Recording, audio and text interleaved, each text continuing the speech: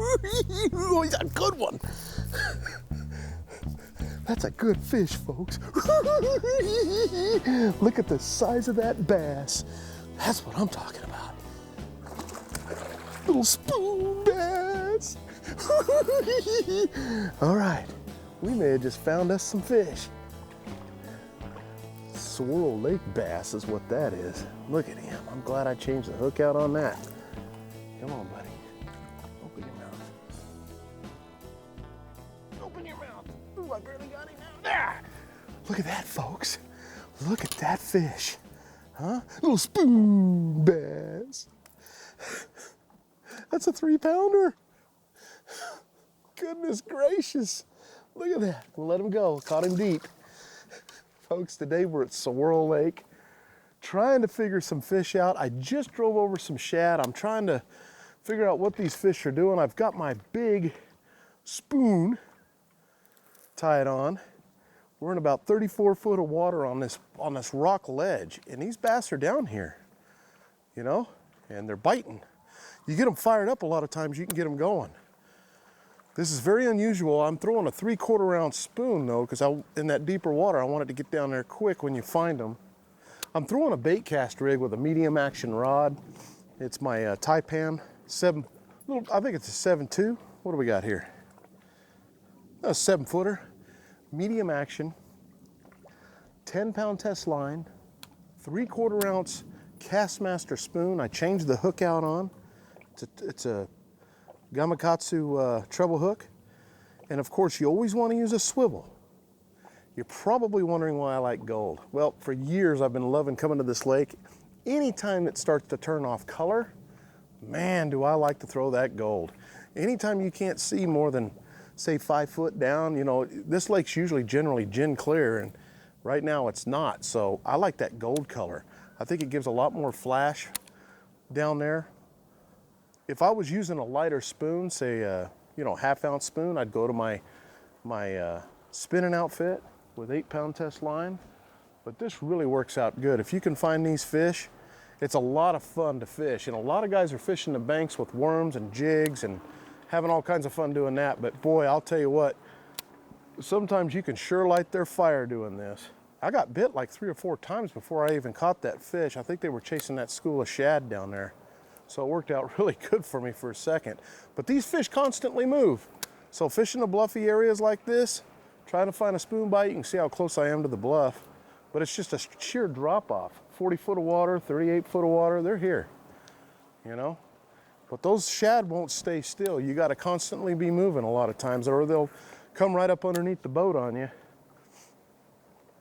It's a lot of fun to fish this kind of fish, I'll tell you.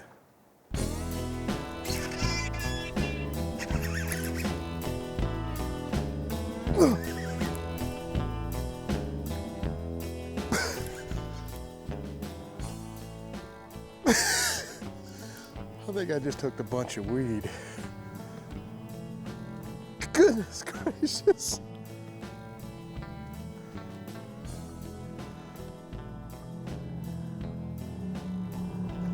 Oh, I think there is.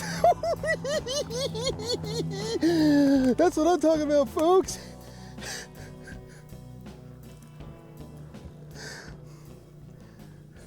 Folks, don't do that at home, okay? You're not gonna believe what I did. I'm punching, but you know, I just got back from the US Open. Look how beautiful that fish is. Just got back from the US Open and the American Bass Championship at Lake Mead. I didn't bring any of my big flipping gear. I'm throwing a heavy action rod. You need a big punch, and that's why I gotta be careful in here. Break my Taipan rod, I'm gonna be sick. But those fish are unbelievable. I had the braid. I had to makeshift me a rod to get me through this big old heavy. Most people would say you're insane, but you know, if you catch the fish, you get hooked up. You know, you can always go in there after them. But man, I'm telling you, I'm still using a heavy rod to catch these fish with. But it's that time of year, folks, and I'm down here at Saguaro Lake. We caught a spoonfish, And I thought to myself, man, there's gotta be some punching bass. I came in here and did that with Matt that one year, Matt Shura, good friend of mine. I'm like, let's just go try it. And that's part of finding the fish, but I did not have the correct rod. You gotta have a big flipping stick for this stuff, folks. A big, heavy pull cue. And I'm throwing a heavy action worm rod, you know? But hey, we'll make it work. If we gotta go to the fish, we'll go to the fish. But you can see what I got here. That's a Bass Pro punching skirt right there. Just a, you know, beautiful skirt. I love it. I'm using a 1.5 ounce weight to get through this thick stuff. I'm looking for the green weeds, not the brown, the green. It's got to have some green in it. And then, of course, I'm using that big beaver on the end of it. And I'll tell you what, that's made by Reactions Innovations. And it's just a watermelon, green pumpkin color is all I'm throwing. And this happens to be my buzzbait reel. Like I said, I makeshifted because, man, I went with light stuff to the open and to Lake Mead. I wasn't planning on doing any punching. I left all that at home lightening my load. But man, making a stop by here, so far it's been worth it. That was a beautiful 3-pound fish, you know, and you can make it happen. All I'm doing is throwing this right in the middle of the junk. You know, you find a pad, you find some weeds right here, just throw it right in the middle of it and let it go down in there. And if it doesn't quite get through the weeds, you can kind of shake it a little bit and that big old weight will get down there. This is fun fishing. But make no mistake, I get one wrapped up in this. I'm gonna have to go in after it. It was hard to tell I had that fish on after setting the hook because I was pulling nothing but weed out of there. I'm like, oh, this can't be happening. Anybody for a little salad?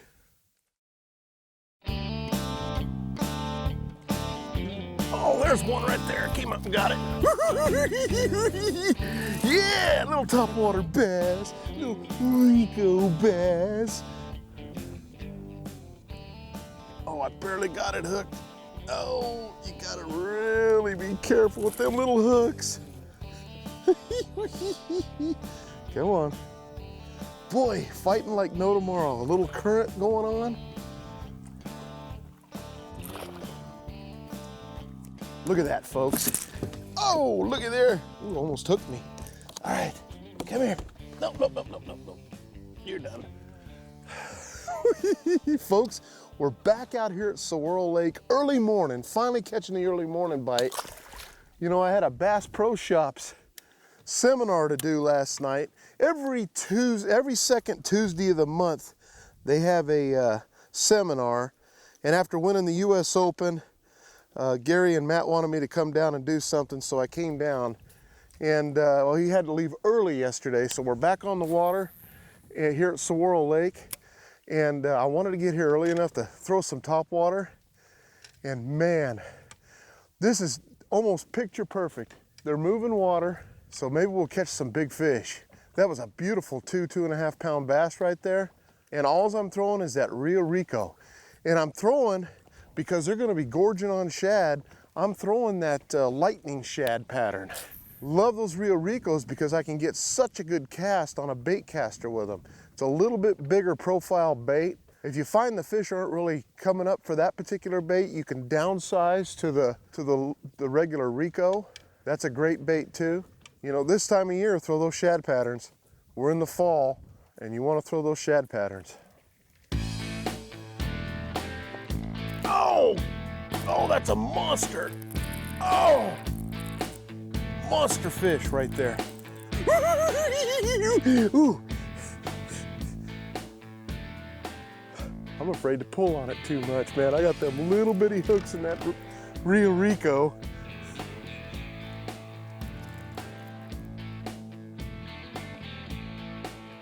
Oh, that's a monster. Look at the size of that fish, folks.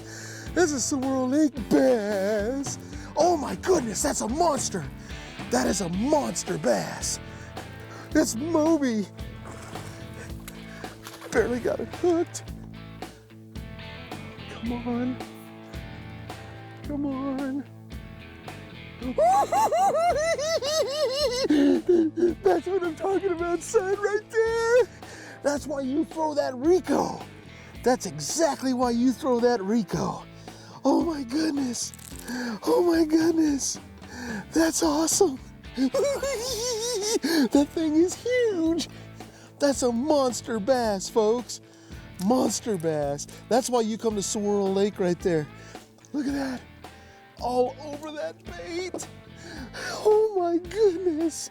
Do you see that? That's a Facebook pic right there. I've got to get on Facebook, folks. Look at that. That thing is a monster bass. Let me get a quick Facebook pic and then we'll release her, okay? Let's do that. Oh my goodness, that thing is 7.5 pounds right there. On my scale weighs about a half a pound light to tournament scales. That's about an 8-pounder, real close. Oh my goodness, I gotta release her. But boy, that was fun, folks. Look at that fish. All right, let's get her back in the water. That was quick. That was quick. Oh, thank you so much. That's what I came for right there. That was worth every penny. Oh my goodness, you ready? You ready? You ready? Oh! Well, she made it back, but soaked me in the process. Topwater bass, I love it. I gotta get back out there. Oh my goodness. I'll tell you what, folks, you're missing out if you haven't thrown that Rico. That's that Rio Rico. Lightning shad right there. Huh? Beautiful, beautiful. Look how the bait is just, you know, I use this bait a lot, but it is just flat, been used up, and it's still working great.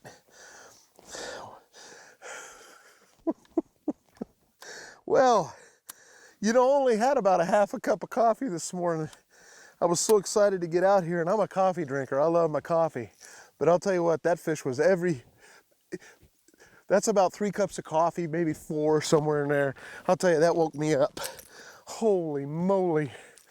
Oh, that was Moby, all day long Moby. Oh, man. You know, you just got to play with your cadence a little bit with this thing. You know, this lure was designed to, see how it's spitting up in front of itself? And look at the little water droplets that come up in front. It's like shad running. And so what you do is you just keep that thing going. Now your cadence can be anything from a pop, let it stop, pop, I like to get it to spray a little bit if I can. Those little water droplets look like something's chasing shad or something. And what ends up happening is the bass comes up and looks, and it sees what's going on, sees the water droplets, and it sees that that Rico right there, like it's chasing something, and they hit the biggest thing, which is this. The ticket with this is this. I'm using my Taipan Elite Series medium action. You want a medium action rod for this bait because you want flex in your tip to be able to fight the fish and not pull out those little treble hooks. Another ticket. I'm not using braid, I'm using monofilament line. Monofilament floats till it gets a little waterlogged. And then I've got tricks of the trade for that. You know, if it starts getting a little waterlogged, first and foremost, you should retie quite frequently, but make sure that, you know, you check your line for any frays, which, you know, when you're throwing topwater, you don't get much of. But if the line starts getting a little waterlogged, what I'll do is put a little chapstick on the front of it. You can take your chapstick and rub it. It's kind of like float coat. It'll keep that line floating because you want the line on top of the water, not pulling the bait down. And that's one of the reasons I don't use, that's one of the reasons I don't use fluorocarbon. I love fluorocarbon line, but it sinks. So I'm not gonna use fluorocarbon with my topwater. And there you have it right there. So that's the rig. You know, the Elite Series rod, medium action by Taipan. I love this. You know, it's an awesome rod. I've used it for a long time. It's a 7/6. The longer the rod, the better, you know. So throw it out there. Next thing is your cadence. You got to figure out what the fish want. And sometimes it takes a while to figure it out. Sometimes they want it really fast and spitting like that. And there's other times you can just kind of slow it down and make 2 little spits and then pause it. You know, just figure out what you were doing, which is hard for me to do sometimes because I change it up. It's just the erratic motion that I'm using with the lure as I'm bringing it in is usually what gets them. I don't ever keep anything the same.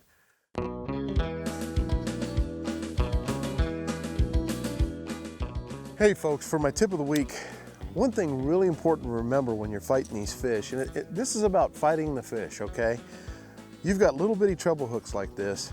It's really important to realize that even though you've got a good rod, a medium action rod, a good tip, all that, that you're not wailing on the fish. And what I mean by that is when you're fighting the fish, there's times your fish is gonna get closer to you and it's gonna make those surges.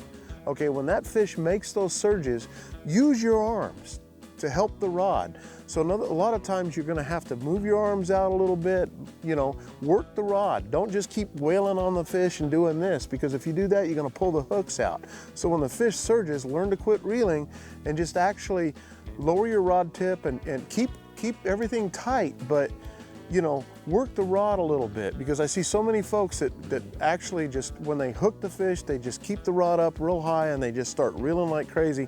And a lot of times on those bigger fish, when you're using smaller hooks, when they come to the boat, they see the boat, they make that surge and the drag's doesn't go. So what you need to do is just kind of lower your arms down a little bit and help the rod and fight the fish. And I'll tell you what, it'll help you a lot in saving those fish when they make that surge right at the boat when they see you from coming unbuttoned.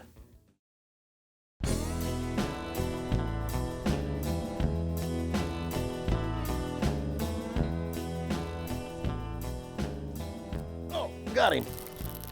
That might be the smallest one of the day, but it's still a fish.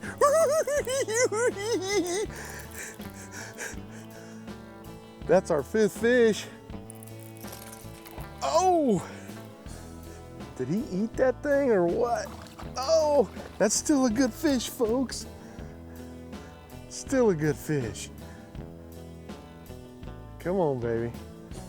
You know, we've had to throw this thing around a little bit. That's what I'm talking about, son, right there. Come on.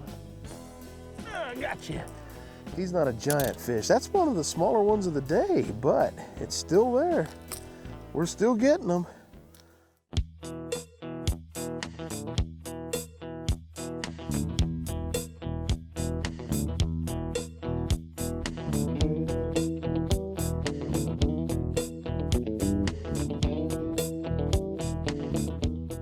Had a great day on the show. I'll tell you what, yesterday we caught some really nice fish just before we went in on the punching rig and the spoon. The bite is wide open this time of year. You definitely want to get out during the fall and catch these fish. And remember, they're feeding up on shad.